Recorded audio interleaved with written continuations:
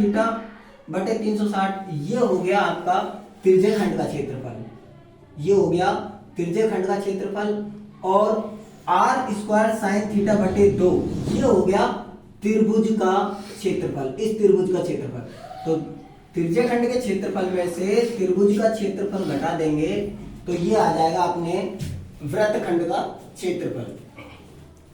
अब है अगला संकेंद्रीय वृत्तों से परिबद्ध क्षेत्रफल। संकेंद्रीय वृत्त क्या होते हैं कि ऐसे दो वृत्त जिनका केंद्र एक ही हो, जिनका केंद्र एक ही हो, छोटे वाले वृत्त का केंद्र भी वही हो और बड़े वाले वृत्त का केंद्र भी वही हो, तो परिबद्ध क्षेत्रफल हो जाएगा ये।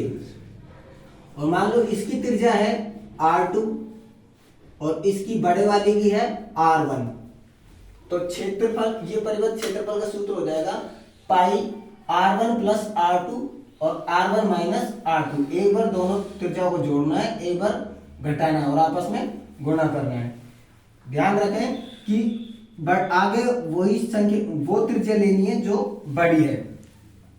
अर्धवृत्त का क्षेत्रफल, अर्धवृत्त का क्षेत्रफल क्या हो जाएगा, पूरे वृत्त का क्षेत्रफल और उसका आधा, अर्धवृत्त का पाई आर स्क्वायर थीटा बटे 2। वृत्त के चतुर्थांश का क्षेत्रफल, वृत्त का चतुर्थांश हो जाएगा चौथा हिस्सा, वृत्त के क्षेत्रफल का चौथा हिस्सा, ये इसके क्षेत्रफल का सूत्र हो जाएगा पाई आर स्क्वायर बटे 4, चौथा हिस्सा इसलिए 4 का भाग देंगे। इसमें और भी फॉर्मूले काम में आता है, एक आता है वर्ग का क्षेत्रफल। वर्ग का क्षेत्रफल भुजा गुणा भुजा, भुजा स्क्वायर, भुजा गुणा भुजा या भुजा स्क्वायर। अगला है त्रिभुज का क्षेत्रफल। त्रिभुज का क्षेत्रफल, इसमें दो फॉर्मूले काम आता है, एक आता है 1/2 आधार गुणा ऊंचाई, जिसमें आपको आधार और ऊंचाई दे रखी हो, तो ये त्रिभुज हो गया, ये हो गया इसका आधार और ये हो गई इसकी ऊंचाई, ये ऊंचाई हो गई। और ये कैसा होना चाहिए त्रिभुज, तो इसका क्षेत्रफल का सूत्र हो जाएगा 1/2 आधार गुणा ऊंचाई। अगला है समबाहु त्रिभुज का क्षेत्रफल।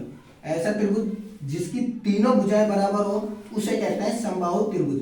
और समबाहु त्रिभुज के लिए फॉर्मूला आता है √3/4 भुजा स्क्वायर। भुजा वही आ जाएगी जो मतलब तीनों भुजाओं में से कोई एक ही भुजा देगा, क्योंकि तीनों भुजाएं बराबर है, तो इसलिए क्षेत्रफल का सूत्र हो जाएगा √3/4 भुजा स्क्वायर।